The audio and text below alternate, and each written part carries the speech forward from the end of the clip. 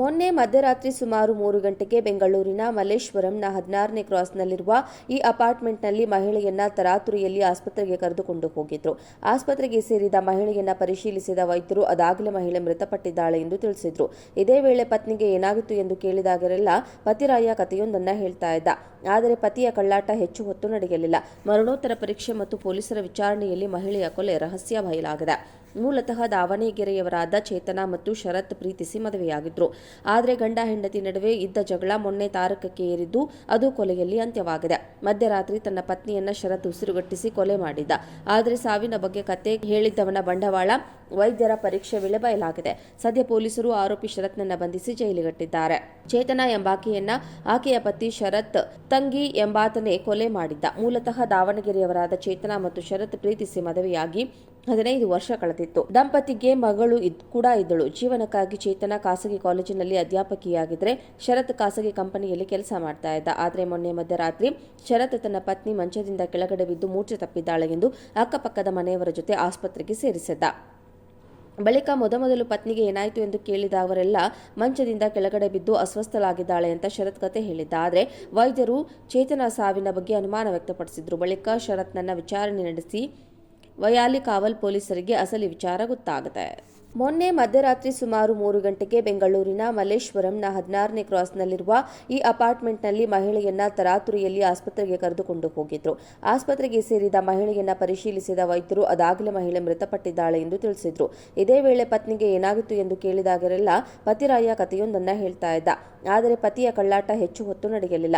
ಮರಣೋತ್ತರ ಪರೀಕ್ಷೆ ಮತ್ತು ಪೊಲೀಸರ ವಿಚಾರಣೆಯಲ್ಲಿ ಮಹಿಳೆಯ ಕೊಲೆ ರಹಸ್ಯ ಬಯಲಾಗಿದೆ. ಮೂಲತಃ ದಾವಣಗೆರೆಯವರಾದ ಚೇತನಾ ಮತ್ತು ಶರತ್ ಪ್ರೀತಿಸಿ ಮದುವೆಯಾಗಿದ್ರು. ಆದರೆ ಗಂಡ ಹೆಂಡತಿ ನಡುವೆ ಇದ್ದ ಜಗಳ ಮೊನ್ನೆ ತಾರಕಕ್ಕೆ ಏರಿದ್ದು ಅದು ಕೊಲೆಯಲ್ಲಿ ಅಂತ್ಯವಾಗಿದೆ. ಮಧ್ಯರಾತ್ರಿ ತನ್ನ ಪತ್ನಿಯನ್ನ ಶರತ್ ಉಸಿರುಗಟ್ಟಿಸಿ ಕೊಲೆ ಮಾಡಿದ್ದ. ಆದರೆ ಸಾವಿನ ಬಗ್ಗೆ ಕತೆ ಹೇಳಿದ್ದವನ ಬಂಡವಾಳ ವೈದ್ಯರ ಪರೀಕ್ಷೆ ವೇಳೆ ಬಯಲಾಗಿದೆ. ಸದ್ಯ ಪೊಲೀಸರು ಆರೋಪಿ ಶರತ್ನನ್ನ ಬಂಧಿಸಿ ಜೈಲಿಗಟ್ಟಿದ್ದಾರೆ. ಚೇತನಾ ಎಂಬಾಕೆಯನ್ನ ಆಕೆಯ ಪತಿ ಶರತ್ ತಂಗಿ ಎಂಬಾತನೇ ಕೊಲೆ ಮಾಡಿದ್ದ. ಮೂಲತಃ ದಾವಣಗೆರೆಯವರಾದ ಚೇತನಾ ಮತ್ತು ಶರತ್ ಪ್ರೀತಿಸಿ ಮದುವೆಯಾಗಿ 15 ವರ್ಷ ಕಳೆದಿತ್ತು. ದಂಪತಿಗೆ ಮಗಳು ಕೂಡ ಇದ್ದಳು. ಜೀವನಕ್ಕಾಗಿ ಚೇತನಾ ಖಾಸಗಿ ಕಾಲೇಜಿನಲ್ಲಿ ಅಧ್ಯಾಪಕಿಯಾಗಿದ್ರೆ ಶರತ್ ಖಾಸಗಿ ಕಂಪನಿಯಲ್ಲಿ ಕೆಲಸ ಮಾಡ್ತಾ ಇದ್ದ. ಆದರೆ ಮೊನ್ನೆ ಮಧ್ಯರಾತ್ರಿ ಶರತ್ ತನ್ನ ಪತ್ನಿ ಮಂಚದಿಂದ ಕೆಳಗಡೆ ಬಿದ್ದು ಮೂರ್ಛೆ ತಪ್ಪಿದ್ದಾಳೆ ಎಂದು ಅಕ್ಕಪಕ್ಕದ ಮನೆಯವರ ಜೊತೆ ಆಸ್ಪತ್ರೆಗೆ ಸೇರಿಸಿದ್ದ. ಬಳಿಕ ಮೊದಮೊದಲು ಪತ್ನಿಗೆ ಏನಾಯಿತು ಎಂದು ಕೇಳಿದ ಅವರೆಲ್ಲ ಮಂಚದಿಂದ ಕೆಳಗಡೆ ಬಿದ್ದು ಅಸ್ವಸ್ಥಳಾಗಿದ್ದಾಳೆ ಅಂತ ಶರತ್ ಕತೆ ಹೇಳಿದ್ದ. ಆದರೆ ವೈದ್ಯರು ಚೇತನಾ ಸಾವಿನ ಬಗ್ಗೆ ಅನುಮಾನ ವ್ಯಕ್ತಪಡಿಸಿದ್ರು. ಬಳಿಕ ಶರತ್ನನ್ನ ವಿಚಾರಣೆ ನಡೆಸಿ ವಯಾಲಿ ಕಾವಲ್ ಪೊಲೀಸರಿಗೆ ಅಸಲಿ ವಿಚಾರ ಗೊತ್ತಾಗುತ್ತೆ. ಮೊನ್ನೆ ಮಧ್ಯರಾತ್ರಿ ಸುಮಾರು 3 ಗಂಟೆಗೆ ಬೆಂಗಳೂರಿನ ಮಲ್ಲೇಶ್ವರಂನ 16ನೇ ಕ್ರಾಸ್ನಲ್ಲಿರುವ ಈ ಅಪಾರ್ಟ್ಮೆಂಟ್ನಲ್ಲಿ ಮಹಿಳೆಯನ್ನ ತರಾತುರಿಯಲ್ಲಿ ಆಸ್ಪತ್ರೆಗೆ ಕರೆದುಕೊಂಡು ಹೋಗಿದ್ರು.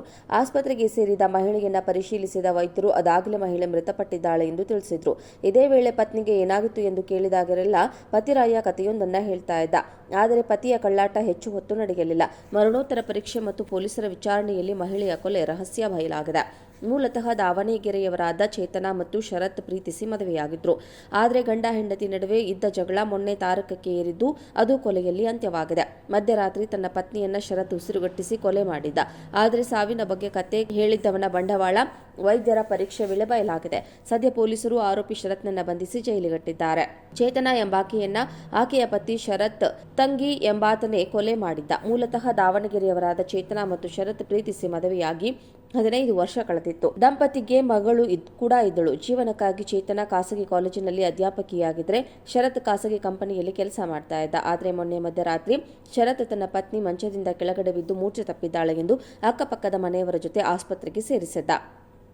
ಬಳಿಕ ಮೊದಮೊದಲು ಪತ್ನಿಗೆ ಏನಾಯಿತು ಎಂದು ಕೇಳಿದ ಅವರೆಲ್ಲ ಮಂಚದಿಂದ ಕೆಳಗಡೆ ಬಿದ್ದು ಅಸ್ವಸ್ಥಳಾಗಿದ್ದಾಳೆ ಅಂತ ಶರತ್ ಕತೆ ಹೇಳಿದ್ದ. ಆದರೆ ವೈದ್ಯರು ಚೇತನಾ ಸಾವಿನ ಬಗ್ಗೆ ಅನುಮಾನ ವ್ಯಕ್ತಪಡಿಸಿದ್ರು. ಬಳಿಕ ಶರತ್ನನ್ನ ವಿಚಾರಣೆ ನಡೆಸಿ ವಯಾಲಿ ಕಾವಲ್ ಪೊಲೀಸರಿಗೆ ಅಸಲಿ ವಿಚಾರ ಗೊತ್ತಾಗುತ್ತೆ.